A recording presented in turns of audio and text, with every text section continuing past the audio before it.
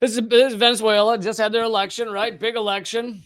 And the U.S. propaganda machines jumped into play, jumped into action. Basically, before the votes are even counted, or as they're being counted, they jumped in and said, it's not legitimate.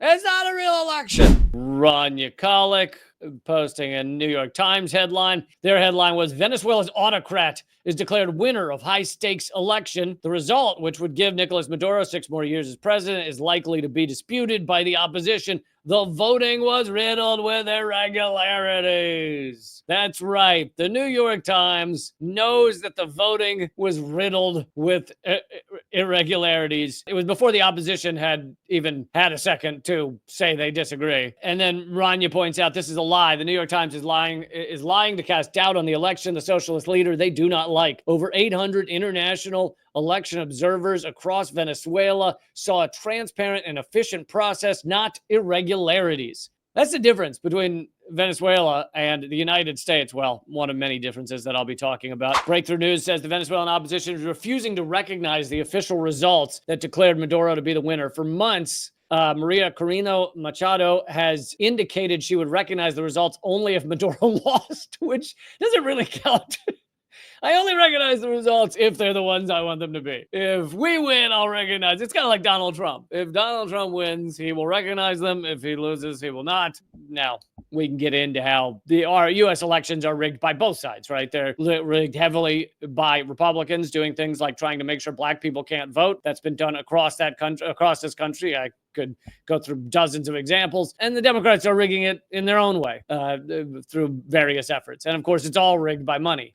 Anyway, to go on, the opposition leader said she went on television and declared Edmundo Gonzalez the new president. Some U.S. media are using the formulation of 2 presidents, repeating the farcical period of Juan Guaido. The U.S. State Department has, as of yet, not commented on the result. So this is a classic way to try and create a coup in Venezuela. The U.S. has already done it before. They say elections aren't legit. No matter what happens, the elections aren't legit. And then they start announcing some other president. The last one was Juan Guaido. Juan Guaido received 0 votes for president ever. He never ran for president before they announced him as the president of Venezuela. That was the last one they tried. Now the U.S. is apparently trying it again to say, oh, no, the election is not legitimate. And of course, this is coming from a country with fucking zero zilch democracy going on these days. I mean, hell, we were just told Kamala Harris is the Democratic nominee for president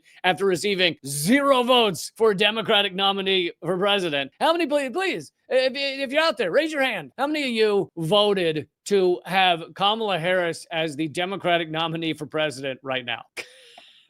So we're running around telling other countries how to do their democracy. And of course, not only are we doing that, but we're actually lying. We're saying that Maduro didn't win, whereas all the authorities that were overseeing this election say that he did win. So basically, the U.S. is trying this coup again. They've tried it many times. They're desperate to destroy Venezuela. Here is actually the reverse of what the New York Times wants you to believe. This is opposition supporters in Venezuela trying to get the polls to close early because they didn't want any more voting to be done. Obviously, this must have been an area of Venezuela that was voting heavily for Maduro. So they wanted to shut down the polls.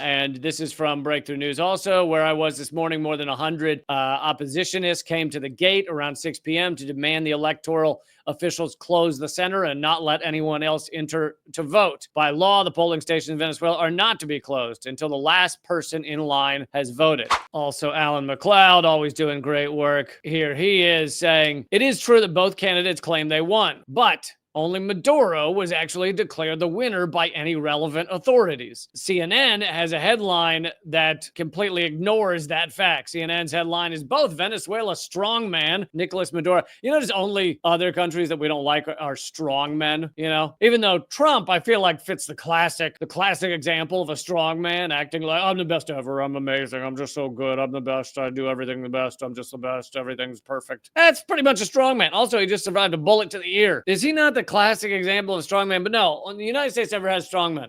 Only other countries have strongman. Strongman, just other countries. That's what they're doing. They have the strongmen, and it's only ones we don't like. Not even Saudi Arabia, where no one gets to vote or decide their leader ever. That sounds like a pretty strong man. Anyway, Venezuela's strongman Nicolas Maduro and opposition claim election win as U.S. voices serious concerns. So yet again, this is U.S. propaganda trying to pretend that basically both won. They just go, oh, both won. No, one of them was actually declared the winner. The other one just doesn't like the results. There's a difference. Do you see the difference? Do you see?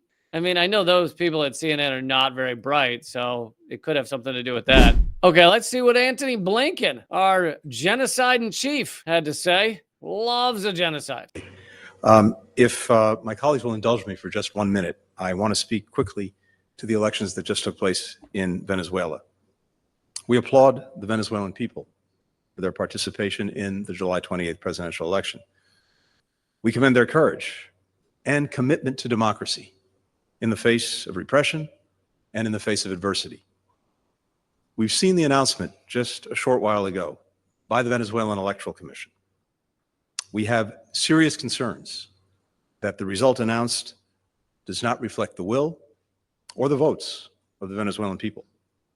It's critical that every vote be counted fairly and transparently, that election officials immediately share information with the opposition and independent observers without delay, and that the electoral authorities publish the detailed tabulation of votes.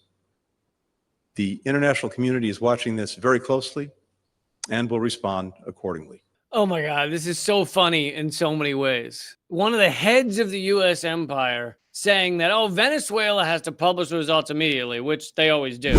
He's saying it while representing a country that literally has the code, the software within our computers, within our voting machines, can never be seen, can never be officially reviewed, can never be held accountable. Unlike other countries that have some portion of, voting machines, some computers involved in their voting in one area or another. Some people you go in and you vote, and then that gives you a tabulated ballot. Others are just straight up paper ballots, and then they're fed through a counting machine. But with pretty much all of them that I've heard of, they have code and that can be actually held accountable, that can be judged and looked at. The United States, we can't know at all what goes on. You push a little thing on the screen, it says, you have voted, you are right, you are awesome, end of story.